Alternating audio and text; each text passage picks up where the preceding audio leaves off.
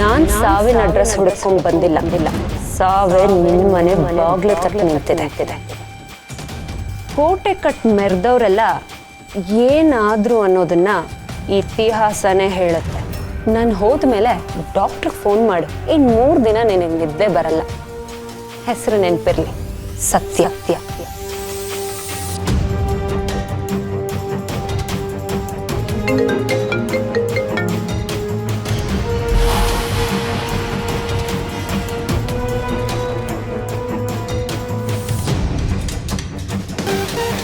ಈಗೀಗ ಈ ನಂಬರಿಂದ ತುಂಬಾನೇ ಕಾಲ್ಸ್ ಬರ್ತಾ ಇದೆ.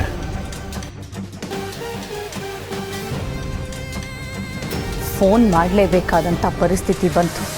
ನೀವು ಈ ಚಿದಗ್ನಿ ಬಾಯಿಗೆ ಕಟ್ಕೊಟ್ಟಿರೋ ಸಾಮ್ರಾಜ್ಯಕ್ಕೆ ಯಕಶ್ಚಿತ್ತೊಬ್ಳು ಹುಡುಗಿ ಜನರು ಕರ್ಕೊಂಡು ಬಂದು ನನಗೆ ಬೆದರಿಕೆ ಹಾಕಿ ಹೋಗಿದ್ದಾಳೆ. ಹೇಗೆ ಸುಮ್ಮನಿರೋದಕ್ಕಾಗತ್ತೆ? ಇಷ್ಟು ವರ್ಷ ನನ್ನನ್ನು ಎದುರಾಕೊಂಡವ್ರನ್ನ ಹೋಸ್ಕಿ ಹೂತಾಕಿದ್ದೀನಿ. ಯಾರವಳು? ಆ ಗ್ಯಾರೇಜ್ ಕೃಷ್ಣನ್ ಮಗಳು. ಎಷ್ಟೋ ರಾಜಕಾರಣಿಗಳನ್ನ ಬೆಳೆಸಿದ ನನಗೆ ರಾಜಕೀಯದ ಪಾಠ ಹೇಳ್ಕೊಡಕ್ ಬಂದ್ಲು. ಅವಳನ್ನು ಸುಮ್ಮನೆ ಬಿಡಬಾರ್ದು. ನಾನು ಅವಳನ್ನು ಮುಗಿಸ್ಬಿಡ್ತೀನಿ. ಹಾಗಂದ್ರೆ ಸೈಲೆಂಟ್ ಆಗಿರ್ಬೇಕು ಅಂತ ನನಗೂ ಗೊತ್ತು. ಆದರೆ ನಾನು ಸೈಲೆಂಟ್ ಆಗಿದ್ದಷ್ಟು ಅವಳು ವೈಲೆಂಟ್ ಆಗ್ತಿದ್ದಾಳೆ. ಇಷ್ಟಾದ್ಮೇಲೂ ನಾನು ಕೈ ಕಟ್ಕೊಂಡು ಕೂತಿದ್ರೆ ನನ್ನ ಸುತ್ತ ಇರೋ ಜನ ನಾನು ಕೈಲಾಗದೇ ಇರೋಳು ಅನ್ಕೋತಾರೆ. ನಮ್ಮ ಫೀಲ್ಡಲ್ಲಿ ನಾವು ಸೃಷ್ಟಿ ಮಾಡ್ಕೊಂಡಿರೋ ಭಯ, ಆ ಭಯನೇ ನಮ್ಮ ಬಂಡವಾಳ, ಅದೇ ನನ್ನ ಅಸ್ತ್ರ. ಇಷ್ಟೆಲ್ಲ ಮಾಡ್ತಿರೋ ಅವಳನ್ನ ಸುಮ್ಮನೆ ಬಿಡಬೇಕಾ? ಮಾತಾಡ್ತಾ ಇರೋದು ಯಾರತ್ರ ಅನ್ನೋದನ್ನೇ ಮರಿತಿದ್ಯಾ ಅನ್ಸುತ್ತೆ. ಕ್ಷಮಿಸಿ. ಅವಳು ಬಂದು ಹೋದಾಗಿಂದ ನನ್ನ ರಕ್ತ ಕುದೀತಾ ಇದೆ.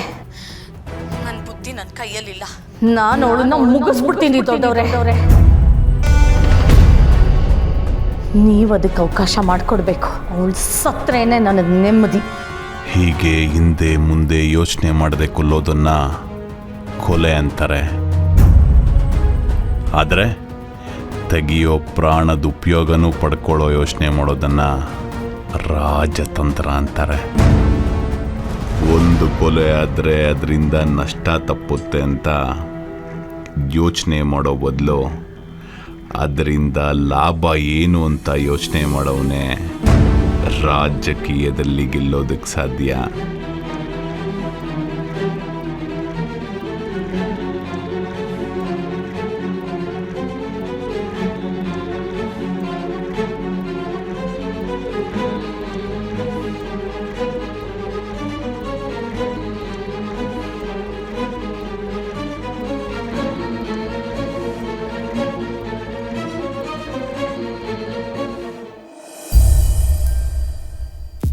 ನೋಡು, ನಾನು ಇರು ಅಂತ ಹೇಳಿದ್ರು ಅವಳು ಇರೋದಿಲ್ಲ, ಗೊತ್ತಾ?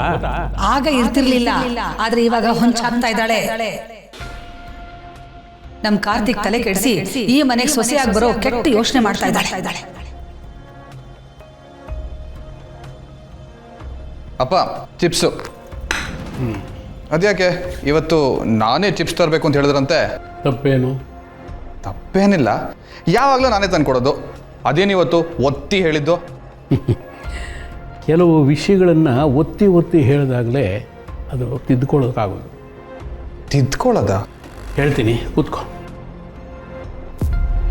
ಪ್ರಾಪ್ತಯೇ ಷೋಡಶೇ ವರ್ಷೆ ಪುತ್ರಂ ಮಿತ್ರವದಾಚರೇ ಅಂತ ಹಿರಿಯರು ಹೇಳ್ತಾರೆ. 16 ವರ್ಷ ಆದಮೇಲೆ ಪುತ್ರನನ್ನು ಮಿತ್ರನನ್ನಾಗಿ ನೋಡಬೇಕಂತೆ. ನಾನು ನಿನ್ನನ್ನು 6 ವರ್ಷದವನಾಗಿದ್ದಾಗಲಿಂದಲೂ. 6 ವರ್ಷ ಅಂತ ಯಾಕೆ ಹೇಳ್ತೀರಪ್ಪ? ನನಗೆ ಬುದ್ಧಿ ಬಂದಾಗ್ಲಿಂದಾನೋ ಅಂತ ಹೇಳಿ. ಕಾಳಜಿ ಮಾಡ್ತಾ ಇರಬೇಕಾದ್ರೆ ತಂದೆಯಾಗಿ, ಬುದ್ಧಿ ಹೇಳ್ತಾ ಇರಬೇಕಾದ್ರೆ ನನ್ನ ಟೀಚರ್ ಆಗಿ, ನನ್ನ ಎಲ್ಲ ವಿಷಯನೂ ಕಂಫರ್ಟಬಲ್ ಆಗಿ ಶೇರ್ ಮಾಡ್ಕೊಳ್ಳೋ ಬೆಸ್ಟ್ ಫ್ರೆಂಡಾಗಿ ಟ್ರೀಟ್ ಮಾಡ್ತಾ ಇದ್ದೀರಾ. ನೋಡಮರಿ, ನನಗೆ ಯಾವತ್ತಿದ್ರೂ ನೀನಾಗಲಿ ಲಕ್ಷ್ಮಣ ಆಗಲಿ ಗೆಳೆಯರಿದ್ದ ಹಾಗೇನೆ. ಓ, ಬೆಸ್ಟ್ ಫ್ರೆಂಡು ಅಂತ ಅಟ್ಟಕ್ಕೇರಿಸಿ ಜಾಸ್ತಿ ಎಣ್ಣೆ ಹೊಡಿಯೋ ಪ್ಲ್ಯಾನಾ? ಎಲ್ಲ ಲಿಮಿಟಲ್ಲಿರಲಿ. ಏನಂದೆ ಲಿಮಿಟ್ ಹೇಳಿ. ಎಲ್ಲ ಲಿಮಿಟಲ್ಲಿರಲಿ ಅಂದೆ. ಚಿನ್ನದಂಥ ಮಾತು.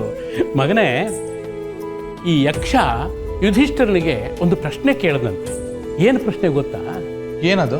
ವಿಷ ಅಂದರೆ ಏನು ಅಂತ ಕೇಳದಂತೆ. ಅದಕ್ಕೆ ಯುಧಿಷ್ಠಿರ ಏನು ಉತ್ತರ ಕೊಟ್ಟ ಗೊತ್ತಾ? ಗೊತ್ತಪ್ಪ, ಜೀವನದಲ್ಲಿ ಏನೇ ಅತಿ ಆದ್ರೂ ವಿಷ ಆಗತ್ತೆ, ಎಲ್ಲದಕ್ಕೂ ಲಿಮಿಟ್ ಇರಬೇಕು ಅಂತ ಈ ಮಾತಿನ ಅರ್ಥ. ಅಬ್ಬಾ, ನನ್ನ ಮಗ ಏನೆಲ್ಲ ವಿಷಯಗಳು ತಿಳ್ಕೊಂಬಿಟ್ಟಿದ್ದಾನೆ.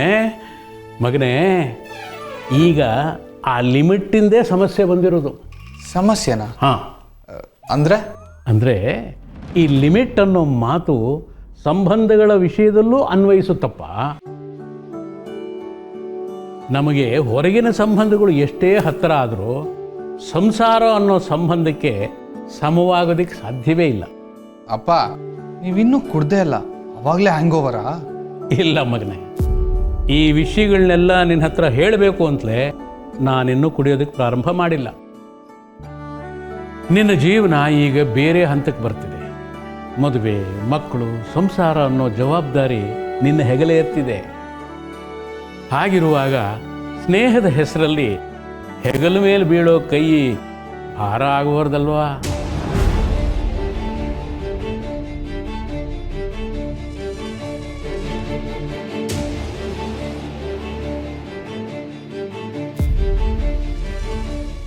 ನೋಡು ಮಗನೇ, ಜೀವನದಲ್ಲಿ ಅಪ್ಪ ಅಮ್ಮ, ಅಕ್ಕ ತಂಗಿ, ಅಣ್ಣ ತಮ್ಮ, ಪ್ರೀತಿ, ಸ್ನೇಹ, ಹೆಂಡತಿ, ಇಂಥ ಸಾವಿರಾರು ಸಂಬಂಧಗಳಿರುತ್ತವೆ.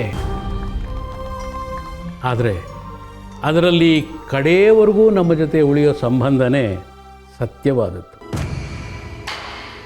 ಉಳಿದಿದ್ದೆಲ್ಲ ಬಿಸಿಲು ಕುದುರೆ ಹಾಗೆ, ಕಣ್ಣಿಗೆ ಕಾಣಿಸುತ್ತೆ, ಇದೇ ಅನಿಸುತ್ತೆ, ಆದರೆ ಇರೋದೇ ಅಪರೂಪ.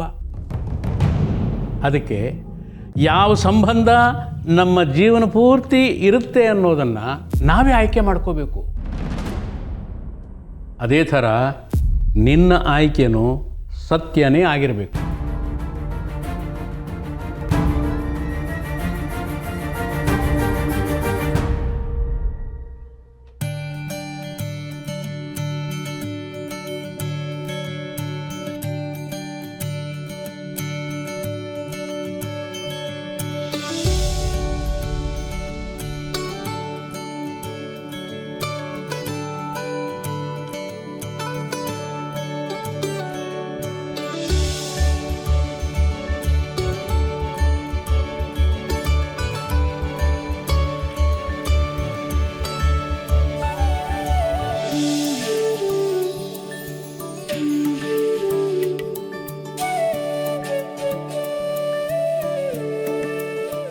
ಹರಸಿ ಆರತಿ